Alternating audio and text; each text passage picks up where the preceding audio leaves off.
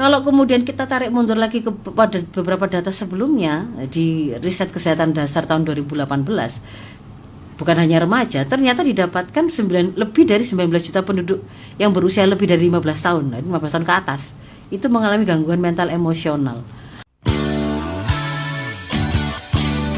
Yang selalu bikin cinta hanyalah satu.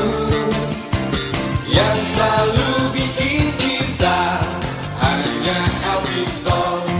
Assalamualaikum warahmatullahi wabarakatuh, Ustazah. Waalaikumsalam warahmatullahi wabarakatuh. Alhamdulillah. Sehat walafiat hari ini, Ustazah? Iya, alhamdulillah, insyaallah sehat sekeluarga. Semoga mahasiswa dan dulur-dulur Victor dan semua sahabat-sahabat yang menyimak perbincangan kita pada pagi hari ini juga dalam keadaan sehat walafiat.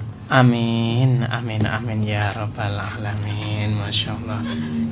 Ustazah, untuk pagi hari ini kira-kira kita akan membahas tentang apa aja, Ustazah? Ya, insya Allah hari ini kita akan berbicara tentang persoalan yang hari ini cukup meresahkan para orang tua, juga mengundang kegalauan mereka ya, seputar mental health problem pada anak-anak kita.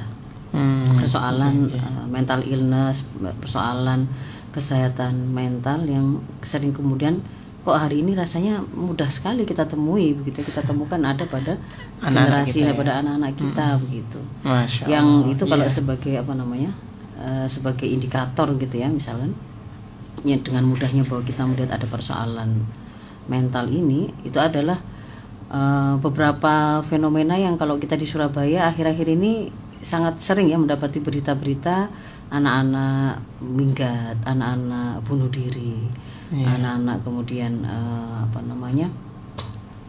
mengeluarkan, kalau kita lihat di sosmed juga mudah sekali bertebaran komentar-komentar yang rasis, itu gitu ya, yang menunjukkan juga ada kerentanan mental mereka seperti nggak mau hidup lagi dan seterusnya lah gitu ya. Kalau kita lihat ya, nanti kita coba masuk ke dalam perbincangan ini dengan lebih jauh lagi begitu, Mas Isak. Masya Allah, ini memang luar biasa sekali untuk kita bahas, dan juga para ibu-ibu terutama orang tua ya, dalam menjaga keluarganya, terutama anak ini tadi adalah aset yang sangat penting bagi generasi kita. Baik dulur, mari kita simak kajian berikut ini bersama beliau. Silakan Ustazah, waktu kami persilakan. Ya. Tes. Bismillahirrahmanirrahim. Assalamualaikum warahmatullahi wabarakatuh. Waalaikumsalam warahmatullahi wabarakatuh. Alhamdulillahirabbil alamin. Alhamdulillahilladzi arsala rasulahu bil huda wa dinil haqq liyudhhirahu 'ala dini kullihi wa kafa billahi shahida. Asyhadu an la ilaha illallah wa asyhadu anna Muhammadan abduhu wa rasuluh. Allahumma shalli 'ala sayyidina Muhammad wa 'ala ali sayyidina Muhammad. Rabbi shrah li sadri wa yassir li amri wa hlul 'uqdatam min lisani yafqahu qawli. Amma ba'd. Alhamdulillahirabbil alamin. Dulur El Victor, sahabat-sahabat yang menyimak perbincangan pada Fajar Syiar pada pagi hari ini, semoga dalam keadaan sehat walafiat dan diberkahi semua urusan kita. Amin. Saya ingin hari ini menjadikan perbincangan kita pada pagi hari ini itu untuk kita mendapatkan sebuah bekal atau amunisi begitu ya, bagaimana kemudian kita bisa mengurai persoalan mental problem atau mental health pada generasi, atau bukan nggak hanya pada anak-anak muda kita, sebenarnya juga bisa jadi juga persoalan mental illness ini juga menimpa orang-orang yang lebih dewasa atau orang tua mereka gitu, yang hari ini nanti akan kita coba urai begitu, sehingga bisa kita ketahui petanya bagaimana sebenarnya maraknya mental illness ini tuh terjadi, dari mana asalnya begitu. Harapan memang suaranya hilang timbul. Putus. Oh ya. Jadi kalau kemudian kita coba uraikan begitu, nanti akan dari sana kita akan bisa mendapati bahwa ada sebab-sebab yang itu merupakan kontribusi dari kita sebagai orang tua mungkin, atau ada guru, atau kemudian rumah dan masyarakat, dan berikutnya kemudian akan juga bisa kita upayakan solusi untuk membuat persoalan ini itu tidak lagi menjadi persoalan yang kemudian semakin lama semakin membesar, tetapi bisa kita upayakan untuk bisa kita urai dan kita selesaikan gitu ya. Nah, kalau kemudian kita membaca angka gitu ya Mas Ishak ya, membaca persoalan kesehatan mental ini dalam angka, kita akan menemukan ada survei yang dilakukan oleh Indonesia National Adolescent Mental Health Survey di Oktober 2022 yang pada waktu Oktober 2022 itu ketika dirilis itu menjadi sebuah survei yang cukup mengagetkan begitu ya. Yang mengatakan atau mendapatkan hasil temuan bahwa 1 dari 3 remaja Indonesia yang berusia antara 10 sampai 17, berarti dari SD sampai SMA. Ya. Atau mungkin sudah ada yang kuliah juga. Itu 1 dari 3. Jadi kalau ada anak 3 umur segitu di sini ya, SD sampai SMA ada di hadapan kita atau kita ketemu dengan mereka, 1 di antara 3 orang itu memiliki masalah kesehatan mental dalam 12 bulan terakhir. Itu menghitungnya 1 tahun terakhir. Itu yang kemudian mengalami gangguan atau masalah kesehatan mentalnya itu ternyata 1 dari 3 orang. Masya Allah. Kemudian kalau sampai pada terjadi sebuah gangguan sehingga menimbulkan disfungsi atau menimbulkan kesulitan dia itu melakukan tugasnya, itu 1 dari 20 remaja. Jadi kalau kita bicara ada masalah itu ada gejala-gejala, tapi kalau sudah gangguan, sudah menjadi sebuah sakit, itu artinya seseorang tadi itu akhirnya sampai bahkan tidak bisa melaksanakan apa yang menjadi tugas kesehariannya, bahkan mengurusi dirinya juga nggak bisa. Jadi kalau kita mau coba mundur sedikit ke belakang tentang definisi mental atau jiwa yang sehat gitu ya. Kita pakai Undang-Undang Nomor 18 Tahun 2014. Di sana dikatakan kesehatan jiwa itu adalah kondisi di mana seorang individu bisa berkembang baik fisiknya, mentalnya, spiritual, sosialnya, sampai individu itu dia jadi tahu apa kemampuannya. Dia bisa, kalau ada masalah dia bisa mengatasi tekanan itu. Dia kemudian bisa berkontribusi bekerja secara produktif dan kemudian mampu melakukan atau memberikan kontribusinya untuk masyarakat di sekitarnya. Nah, itu kan dikatakan sehat itu. Nah, dikatakan mulai ada masalah atau terganggu itu ketika ada pada kondisi di mana kondisi kesehatan itu mempengaruhi tidak hanya akal, tidak hanya pikiran, tapi juga perasaannya, juga perilakunya, juga suasana hatinya, atau kombinasi di antara itu semua yang sampai mempengaruhi kemampuan seseorang itu menjalani kehidupan sehari-hari. Jadi misalkan yang mestinya orang itu paham dia harus menjaga kebersihan tubuhnya dengan misalkan mandi gitu ya. Kalau dia itu lapar, dia itu tahu bagaimana cara memenuhi kebutuhan makannya. Kalau kemudian dia itu mau keluar rumah atau kemudian mau bertemu orang, bagaimana kira-kira penampilannya yang itu tidak akan membuat dirinya itu menjadi malu misalkan. Nah, itu kan ukuran-ukuran tentang pertimbangan yang melibatkan pikiran, melibatkan juga perasaan yang gitu kan ya. Pada waktu sudah terganggu, bahkan bisa jadi dia tidak bisa melakukan itu. Mungkin dia berhari-hari hanya mengurung diri di kamar, dia tidak makan, jangankan mau ngurusi anaknya atau suaminya, atau kemudian dia melakukan pekerjaannya di kantornya, mengurusi dirinya saja bisa jadi dia tidak bisa begitu. Dan ini gejala ini bisa singkat dalam waktu sesekali muncul atau bisa berlangsung dalam waktu yang lama. Dari gangguan itu yang sifatnya hanya semacam muncul gejala saja, misalnya rasa pusing yang berkelanjutan begitu ya, sampai pada keadaan itu terganggu sampai merusak hubungan di rumah, hubungan keluarga, hubungan di kantor, karena dia sudah tidak bisa melaksanakan tanggung jawabnya begitu. Nah, itu untuk mendudukkan itu namanya gangguan kesehatan mental itu, gangguan mental itu.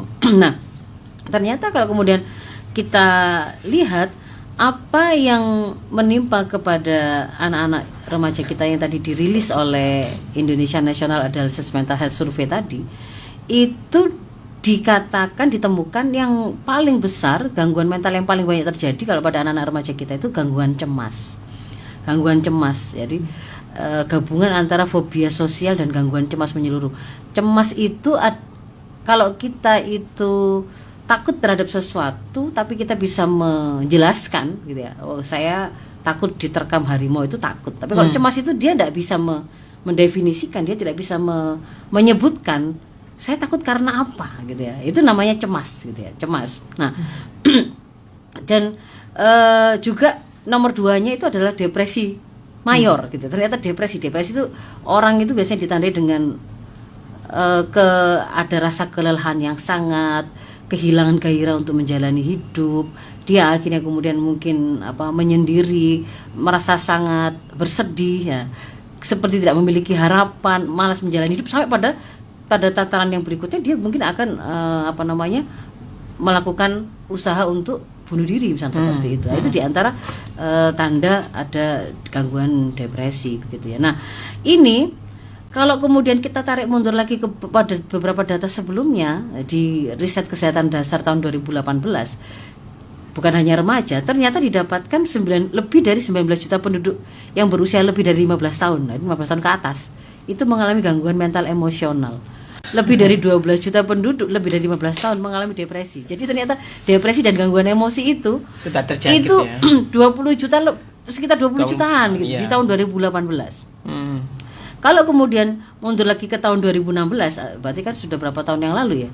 7 tahun ya, 7 tahun yang lalu itu kita mendapati sistem registrasi sampel badan Litbangkes menemukan angka bunuh diri per tahun itu sebanyak 1.800 orang, atau kalau perharinya itu kira-kira 5 orang melakukan bunuh diri, 5 orang per hari begitu ya. Itu tahun 2016 gitu loh. Jadi kalau kemudian kita melihat apa yang sebenarnya sedang terjadi pada hari ini, kok sepertinya kok kita juga mudah sekali sekarang mulai menemukan aktivitas-aktivitas yang menurut nalar kita sebagai orang yang paham, yang sadar itu kan nggak masuk akal. Orang kok melakukan kekejaman seperti itu, anak-anak kok melakukan, misalkan ada anak SD, anak SMP juga mulai melakukan kekerasan yang sampai menghilangkan nyawa temannya, karena ternyata sakit hati yang teramat sangat kah, atau karena dibully kah, dan seterusnya. Yang itu pembuliannya, si pembulinya juga kenapa kok kemudian dia itu bisa sesadis itu ketika kemudian membuli temannya, atau kemudian mengata-ngatai atau mengolok-ngolok atau dan seterusnya begitu ya. Kita melihat ada kontrol diri yang kelihatannya kok lost gitu ya, longgar begitu ya, yang kemudian kita dapatkan sebenarnya tidak hanya pada anak-anak kita bisa menemukan mudahnya orang tersulut emosi itu bahkan juga pada orang-orang dewasa gitu ya. Di jalanan itu misalkan ada yang karena di klakson terus-menerus saja kemudian dia bisa terpicu emosinya dan kemudian melakukan hal-hal yang kita juga nggak mengira gitu ya. Nah, itu diantara contoh-contoh bagaimana ketika emosi itu tadi kemudian terganggu dan membuat seseorang akhirnya kehilangan kemampuan untuk mengendalikan perilakunya sebagaimana seharusnya ya. Nah, ada yang terbaru lagi itu di Oktober 2022 ada sebuah survei juga yang ini dilakukan oleh Populix ya, Indonesia's Mental Health State and Access to Medical Assistance. Itu mensurvei beberapa 1.005 laki-laki dan perempuan usianya antara 18 sampai 54. Berarti ini orang sudah dibilang sudah dewasa. Kalau pakai ukuran syariah Islam ini tuh sudah balik, sudah mukalaf, ini sudah bertanggung jawab atas dirinya sendiri. Tidak bisa kemudian kalau dia mengatakan ini adalah anak-anak yang masih di bawah umur yang masih belum mengerti, nggak bisa. Ini usia yang sudah dewasa begitu ya. Nah, di situ kemudian ditemukan ternyata mood swing, suasana hati yang mudah gonta-ganti. Baru saja merasa senang kemudian tiba-tiba menjadi sangat sedih, dan seterusnya itu ternyata adalah gejala yang paling ditemukan pada hampir 60% responden. Nah, itu 60% dalam 6 bulan terakhir saja itu. Kemudian itu diikuti dengan kualitas tidur yang menurun, gangguan tidur, dia tidak bisa tidur, nafsu makan juga turun, rasa lelah yang berkepanjangan signifikan begitu, rasanya juga kehilangan energi, rasanya habis gitu, ketakutan, kegelisahan yang berlebihan. Nah, itu ternyata juga ada gitu. Dan dia si Populix ini juga kemudian mencari pemicu munculnya gejala itu apa? Itu dia menemukan satu, untuk persoalan yang paling ditemukan paling banyak berpengaruh itu financial problem, Rata-rata keuangan gitu ya. Itu 59%. Iya. Lalu loneliness ini dia merasa kesendirian, meskipun dia ada di tengah-tengah bersama orang banyak. Jadi loneliness itu nggak berarti dia itu memang tidak punya siapa-siapa, tidak ada orang di sekitarnya, bukan begitu. Tetapi bahwa dia tidak merasa terkoneksi dengan orang lain, dia tidak merasa mendapatkan support dari orang lain di sekitarnya. Dia juga tidak bisa berbagi, dia tidak bisa bercerita, dia tidak bisa meminta tolong dan mendapatkan pertolongan. Jadi memang dia rasanya kayak menjalani kehidupan dan menyelesaikan persoalannya sendiri gitu ya. Merasa sendiri gitu. Sendiri, padahal dia punya orang tua lengkap misalnya, dia punya saudara banyak, dia juga di sekolah juga punya teman banyak misalnya. Jadi loneliness ini bukan berarti dia sendiri gitu ya. Kemudian tekanan kerja dan pasca trauma. Nah, kalau kemudian mau kita coba luaskan lagi pandangan kita, sebenarnya persoalan mental health ini ya, masalah mental illness ini itu apakah hanya dihadapi atau hanya dialami oleh kita yang ada di sini ataukah bagaimana? Nah, ternyata kalau kemudian kita membuka referensi, misalkan data dunia tentang sebaran populasi dengan gangguan mental health di tahun 2019, kalau kita buka petanya itu tidak ada satu negara pun, tidak ada satu daratan pun gitu ya, terbebas. Tidak ada benua pun yang itu kemudian tidak ada gangguan mental di sana begitu ya. Dan mau itu negara yang dikatakan negara yang sangat maju, sangat aman, yang kemudian menawarkan berbagai macam kemudahan kehidupan yang mungkin pendapatan per kapitanya tinggi. Misalnya kita ambillah Swiss gitu, Eropa gitu misalkan ya. Maka di sana ya ada di Amerika misalkan ada, saya memiliki data di 2022 itu ada annual report tentang mental health America's annual report ya. Di situ dikatakan sebelum COVID, berarti sebelum 2019 atau 2020 ya, itu 19%-nya orang-orang dewasa di sana itu mengalami mental illness, dan ini kemudian naik sampai 1,5 juta gitu ya. Kemudian kalau upaya bunuh diri gitu, di sana juga selama 1 tahun terakhir itu naik lebih sekitar 15% sampai 15%. Nah, kalau kemudian kita lihat apakah itu ada pada hanya orang-orang dewasa saja, kita coba pindah ke Inggris. Di Inggris itu kita dapatkan, saya dari NHS Digital ya, report show, di situ dikatakan 1 dari 6 anak di Inggris itu memiliki probable mental disorder di tahun 2021, 1 dari 6 anak. Kemudian kalau usia 6 sampai 16 tahun itu 39%-nya itu semakin mengalami penurunan kondisi mentalnya dan seterusnya ya. Nah, artinya apa? Kita melihat fenomena ini itu kalau mau dibicarakan sebagai sebuah gangguan kesehatan, sudah ndak layak kalau kemudian kita mengarahkan analisa munculnya atau maraknya masalah kesehatan mental ini semata-mata menjadi sebuah persoalan personal. Oh, itu karena si A itu memang kurang iman saja. Oh, itu karena si B karena dia mengalami keluarga yang broken home. Oh, itu karena si C begitu ya, karena dia pernah mengalami misalkan trauma ini. Enggak, kalau yang kita lihat angka-angka itu seperti ini begitu ya. Dia itu ada di mana-mana. Dia menyerang anak juga orang dewasa. Dia juga menjangkiti laki dan perempuan. Dia juga terjadi di penduduk yang ada di daerah perkotaan, tapi juga di pedesaan, kan gitu kan ya. Artinya berarti kan ini tuh menjadi suatu kondisi penyakit yang menyeluruh. Bahkan kalau kemudian kemarin kita menyebut COVID-19 itu sebagai pandemi begitu ya, karena dia sebuah gangguan kesehatan yang menimpa wilayah itu dalam wilayah yang sangat luas. Pada saat yang sama kita juga mendapati disebut juga pada waktu pandemi COVID itu terjadi double pandemi. Apa double pandeminya itu? Selain COVID juga terungkap bahwa ada banyak sekali gangguan mental yang saat itu kemudian menjadi semakin transparan gitu loh. Kayak panen kayak Iya. kemudian baru kita ketahui begitu ya. Ketika orang itu Kerja. tidak bisa bertemu dengan orang lain, dia ada di rumah semua kemudian serba terbatas terkoneksi, itu kemudian sebenarnya bukan baru terjadi gangguan mental pada saat itu, tidak. Proses itu sudah berjalan begitu, tapi pada saat serangan pandemi Covid kemarin itu membuat semua kerusakan-kerusakan, kelemahan-kelemahan, kerentanan itu kemudian memang keluar ke permukaan. Nah, sekarang kita masuk ke dalam, jadi dia bukan semata-mata personal gitu loh, Mas Ishak. Bukan juga ini hanya faktor keluarga saja, sehingga kemudian kalau kita hanya solusinya hanya pendekatan si A itu berarti harus hanya seperti itu saja, dikasih perhatian, dikasih saran untuk kemudian mendekat secara spiritualnya, itu misalkan seperti itu. Sementara kemudian ada banyak faktor lain yang ternyata berpengaruh, nanti akan kita coba lihat, ya tidak akan selesai. Nah, sekarang kita coba urai gitu ya. Kalau menurut Dr. Bloom, kondisi sehat seseorang itu kalau secara umum itu ada beberapa faktor yang mempengaruhi. Ada faktor genetis.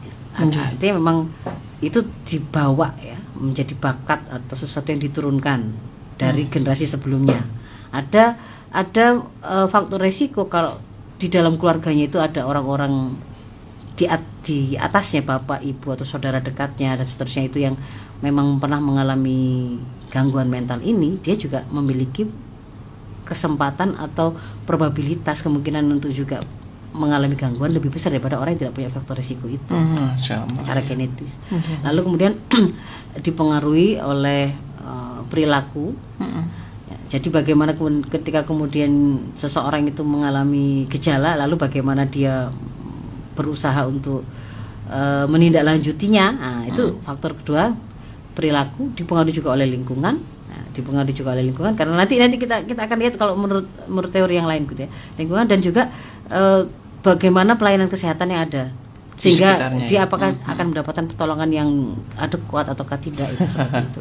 Nah, kalau masuk ke dalam itu tadi kan gangguan kesehatan secara kesehatan itu dipengaruhi secara umum oleh 4 hal itu kalau menurut Dr. Bloom. Tapi kalau kemudian kita spesifik ke mental disorder, saya langsung pakai saja sebuah penjelasan yang diberikan oleh Prof. Dr. Aris Sudianto, spesialis kesehatan jiwa, guru besar ilmu kedokteran jiwa di Fakultas Kedokteran UNS Solo ya. Jadi beliau menyampaikan bahwa sebenarnya penyebab gangguan jiwa ini memang banyak, tetapi kalau beliau mau sederhanakan supaya membuat kita lebih mudah mengerti, ada 3 golongan. Yang pertama itu hal-hal yang berkaitan dengan gangguan fisik kita, biologis kita atau organ kita. Misalkan seseorang yang dia dulunya adalah pecandu narkoba sampai kemudian merusak otaknya, atau dia pernah mengalami kecelakaan yang kemudian itu membuat otaknya cedera atau sarafnya cedera. Nah, itu sesuatu yang sifatnya organik, fisik, biologis, itu juga berpengaruh. Begitu. Ada kelainan pada otaknya atau karena infeksi tertentu kemudian ternyata membuat dia juga terganggu ya. Atau dia pernah kecanduan obat, kecanduan alkohol, nah, itu berpengaruh di sini, faktor pertama. Faktor yang kedua, ini kaitannya dengan tidak terpenuhinya kebutuhan manusia dalam aspek rasa, emosi, jiwa, begitu ya, mental. Jadi misalkan seseorang itu ini karena salah pola asuh. Orang tua yang sangat memanjakan anak itu. Sangat memanjakan bisa, atau sebaliknya juga. Sangat tidak merawat dan bahkan juga kerap kali melakukan kekerasan baik fisik maupun mental. Mungkin dia sering dikata-katain, dia dihina, direndah-rendahkan, misalnya seperti itu ya. Ada konflik, ada krisis. Nah, ini termasuk yang di nomor 2. Yang ketiga itu adalah faktor gangguan sosial atau lingkungan. Ini berupa stresor, penyebab stres yang bersifat psikososial, mulai dari misalkan persoalan perkawinan, konflik di dalam hubungan antara orang tua dan anak, persoalan hubungan antar personal ketika di dunia kerja, di sekolah, di lingkungan, masalah finansial tadi, masalah hukum, masalah dan seterusnya ya, sejenis dengan itu. Nah, kalau kemudian kita mau gabungkan lagi dengan penjelasan bagaimana sih sebenarnya seseorang itu akhirnya yang mulanya dia itu normal, kemudian kok sampai kemudian jatuh kepada kondisi orang sederhananya mengatakan stres kalau zaman dulu. Sekarang mental illness gitu ya. Kalau dulu kan seringnya stres gitu saja. Zamannya Rama Irama. Iya, oh ya. Nah, stres itu sebenarnya istilah stres itu bukan mewakili kondisi patologis atau kondisi sakit sebenarnya aslinya gitu ya. Oh, gitu ya. Karena sebenarnya kan kita itu hidup begini nih ya, sebagai seseorang yang hidup bertemu dengan banyak faktor di sekitar kita, orang dan lingkungan dan seterusnya. Stresor sebagai penyebab kita stres itu pasti sesuatu yang alami kita hadapi. Iya kan? Iya. Kita ketemu dengan misalkan mau berangkat ke tempat kerja. Oh, suhunya panas misalkan. Pulang gitu ya. Suhu panas itu bisa jadi stresor. Sumuk itu kan ya. Atau kemudian rasa lapar, rasa haus ya, itu juga dalam diri tubuh kita juga bisa menjadi faktor stresor juga. Kemudian kita ngobrol dengan teman, ternyata kemudian sampai terjadi sebuah konflik, itu juga stresor kan gitu ya. Persaingan dalam mencari uang, dalam persoalan ekonomi atau kemudian melihat kita buka sosmed, kita membaca orang flexing membuat kita kemudian iri. Itu juga stresor gitu. Nah, stresor ini tuh banyak, bahkan mungkin ada pada diri kita sendiri. Misalkan ngaca kemudian lihat ada apa namanya? Ada jerawat. Bintik, stres di situ misalkan gitu. Itu juga jadi stresor. Jadi stresor itu memang alami pasti akan kita temui dan kemudian tubuh kita itu akan meresponnya. Tubuh kita itu akan meresponnya baik secara pemikiran, secara fisik, secara psikis, secara sosial, secara spiritual, kita akan meresponnya, dan respon itulah yang kemudian akan bergabung dengan berkombinasi antara kekuatan stresor dan kemampuan kita menghadapi itu untuk kemudian menjadikan akhirnya kita jadi orang yang stres atau tidak stres.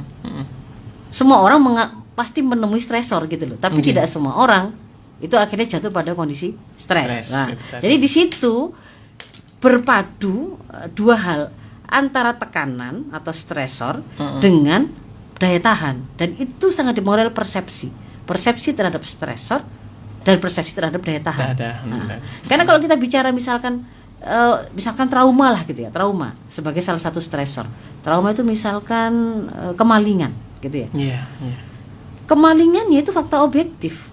Tetapi apakah kemudian fakta objektif itu dirasakan sebagai sesuatu yang sangat bermasalah dan memukul jiwa seseorang? Itu enggak objektif, itu subjektif. Ada misalkan begini, saya realnya ya. Saya ini termasuk punya pengalaman kemalingan 4 kali Mas Ishak ya. Kemalingan langganan ya. Iya. Karena memang waktu itu awal-awal itu tidak ada tetangga jauh dan seterusnya, dan kita sering pergi, dan sebenarnya bukan karena kaya gitu. Rumah itu tidak ada barang bahkan, sehingga kemudian kami yang merasa santai saja gitu meninggalkan rumah itu tadi. Nah, sampai 4 kali kemalingan tuh yang diambil juga barang-barang bukan barang mewah, misalkan LPG loh, itu kan bukan barang mewah atau ya. Kemudian sampai pada yang terakhir itu sampai ada gula-gula juga dibawa gitu. Yang gula kiloan itu nggak diambil, tapi yang gula kemasan lebih bagus seperti gulaku begitu itu yang diambil gitu. Saking longgarnya situasinya gitu. Ini kalau ketika mengalami 4 kali kemalingan tadi, satu saat itu saya ketemu dengan teman yang waktu itu sama juga, dia dokter gigi gitu ya, yang kemudian menceritakan baru saja semalam itu kemalingan gitu. Dan setelah kemalingan itu pokoknya dia itu bilang tidak mau lagi tinggal di rumah itu gitu. Dia tidak mau, kuapok tidak mau tinggal di rumah itu. Lah ketika saya mendapati cerita itu begitu, saya justru malah berpikir loh, jadi kemalingan sekali itu bisa loh membuat orang itu merasa kapok dan ketakutan, dia tidak sanggup lagi tinggal di rumah itu. Nah, saya kok 4 kali kemalingan kok santai saja ya. Gitu ya. Nah, sama artinya sebenarnya fakta stresornya itu objektif, tetapi bagaimana persepsi kita terhadap stresor itu dan persepsi yang kita punya sebagai daya tahan apakah kita itu sanggup atau tidak. Satu memang mengatakan sudah saya tidak sanggup, saya tidak sanggup tidur di situ, itu menakutkan. Nanti bagaimana kalau begini. Lalu yang saya 4 kali kemaling itu sampai dikancingi saya itu sama malingnya itu Mas Ishak. dikunci pintu dari luar gitu loh. Luar, iya. Jadi mereka itu itulah ya, nggak usah jadi ke situ nanti ceritanya. Ya, Nah, jadi saya mau menekankan ada persepsi tentang tekanan dan persepsi tentang daya tahan gitu loh. Nah, jadi di situ kalau kemudian kita lihat hari ini apa yang membuat maraknya gangguan mental ini terjadi, pada sisi yang sama yang namanya stresor ini diproduksi masif ya. Jadi banyak hal sekali yang kemudian itu melahirkan tekanan-tekanan bagi kita hari ini. Pada saat yang sama daya tahan yang kita miliki yang harusnya kita bangunkan pada generasi kita itu ada pada kondisi yang paling dilemahkan. Atau kita malah lupa membangun ketahanan itu. Ya pada waktu pertemuan sebelumnya kan kita sudah bahas ya. Analisa kita kenapa kok kemudian anak itu misalkan yang kemarin spesifik kita membahas tentang minggat. Kenapa kok anak-anak itu mudah minggat? Kita sampaikan bahwa paling tidak kan 2. Satu, itu ternyata anak-anak kita berarti belum memiliki kemampuan untuk mengambil keputusan dengan tepat sekalipun mereka sudah dewasa. Dan itu sangat dipengaruhi oleh sebuah proses berpikir, yang panjang memahami juga, ya. Sampai mempengaruhi pada perilaku dan begitu kan ya. Dan yang kedua karena memang attachment, tidak terbangun attachment dia dengan rumah dan orang tua, dan itu kemudian kemarin kita telusuri yaitu memang karena tidak terbangun kedekatan itu kan begitu. Nah, kalau kemudian kita kaitkan dengan hari ini sampai terjadi gangguan mental ini, kenapa kok sampai terjadi pandemi mental illness atau mental disorder ini? Satu, profil personal yang kokoh, yang kuat, kalau kita bicara muslim yang tangguh, itu hari ini memang dilemahkan. Faktor-faktor penguat itu dilemahkan. Nah, lalu yang kedua, stresornya apa saja sih yang membuat orang stres itu diproduksi masif. Nanti saya terangkan satu persatu. Dan yang ketiga, daya dukung lingkungan yang bisa membuat orang itu ketika dia membutuhkan bantuan itu yang bisa menguatkan individu itu diminimalisir atau minimal. Saya masuk ke nomor 1 dulu ya. Bagaimana gambaran profil anak-anak kita hari ini itu justru dilemahkan. Saya sering menyampaikan bahwa yang akan mengokohkan anak kita untuk kemudian dia itu bisa memiliki tampilan amal, tampilan perilaku, tampilan sifat yang kokoh, anak yang tangguh, anak yang ibadah kepada Allah itu juga dijalankan, taat kepada orang tua, dia juga birrul walidain, dia tidak mudah menyerah, dia cinta ilmu, dia tidak mudah kan ya mogok, tidak kemudian menjadi anak yang manja, cemen, mudah menyerah. Itu adalah tampilan-tampilan yang merupakan karakter, yang karakter itu selalu saya sampaikan itu buah dari kepribadian Islam. Kan itu kan ya. Karakter itu adalah buah yang dihasilkan dari sebuah pohon kepribadian Islam anak kita. Nah, pohon kepribadian Islam anak kita itu di awalnya tumbuhnya itu, benihnya itu adalah tauhidullah gitu loh. Keimanan dia kepada Allah, kesadaran akan hubungan dia itu siapa? Oh, saya adalah hamba manusia yang ada di dunia itu dengan proses penciptaan diadakan oleh pencipta saya, yaitu Allah.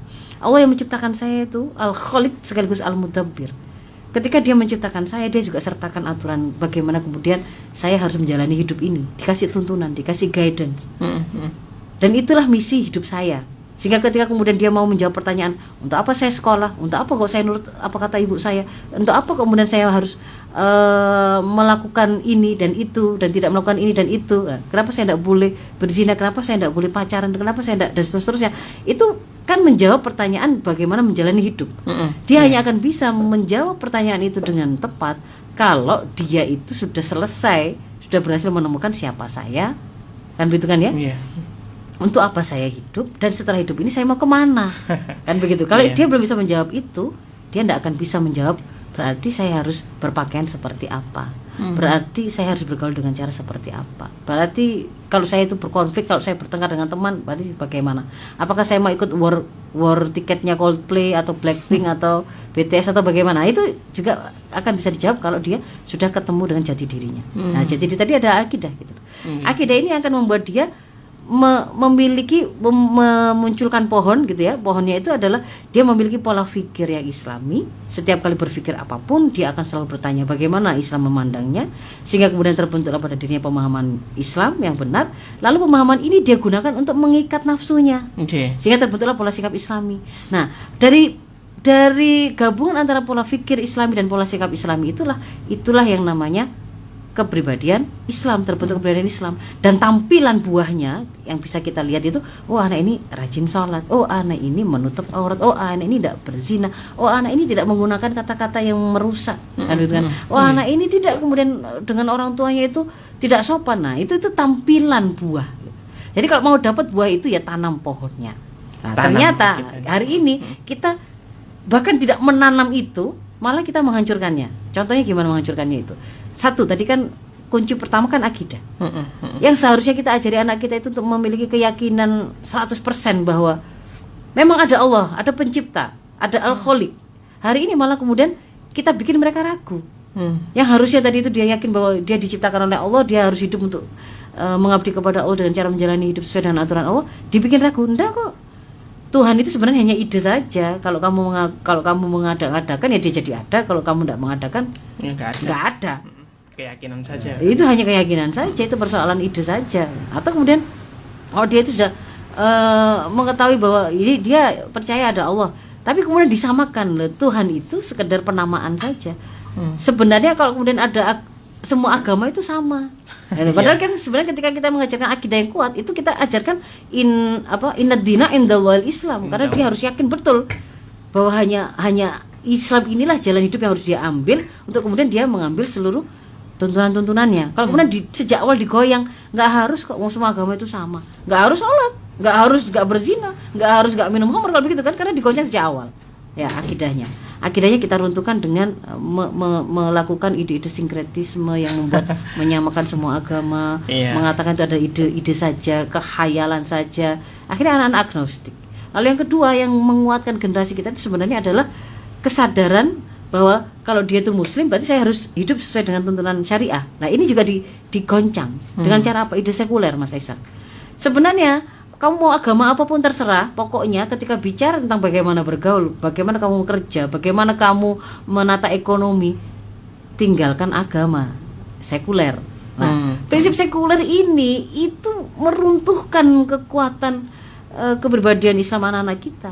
Karena yang tadinya itu mereka paham bahwa saya ini hidup itu di bawah pengawasan Allah, itu kan akidah.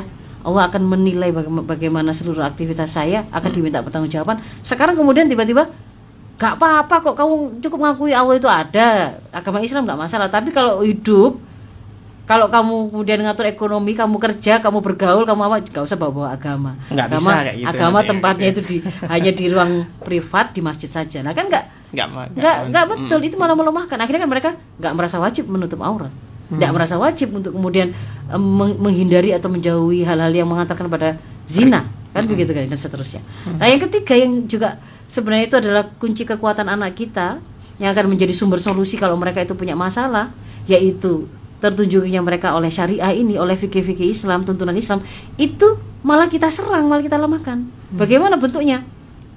Ketika anak-anak kita itu kemudian terlihat mendekat kepada syariah, kelihatan belajar, ya, mempelajari Quran, menghafalkannya, kok malah kita bully? Misalkan pernah ada kan ya? Bullying itu tadi. Ada bully, ada pembulian yang dilakukan pada waktu dulu zaman-zaman masih vaksin itu kan, ada rombongan anak-anak penghafal Quran yang mereka pada waktu antri menunggu dapat giliran vaksin itu kan, mereka menutup telinga karena sedang disetelkan musik yang sangat keras yang menurut mereka itu bisa mengganggu hafalannya. Tapi kan kemudian bahkan itu pejabat itu yang kemudian mengatakan, lihat ini pendidikan kayak apa begini nih yang membuat mereka jadinya itu radikal seperti ini.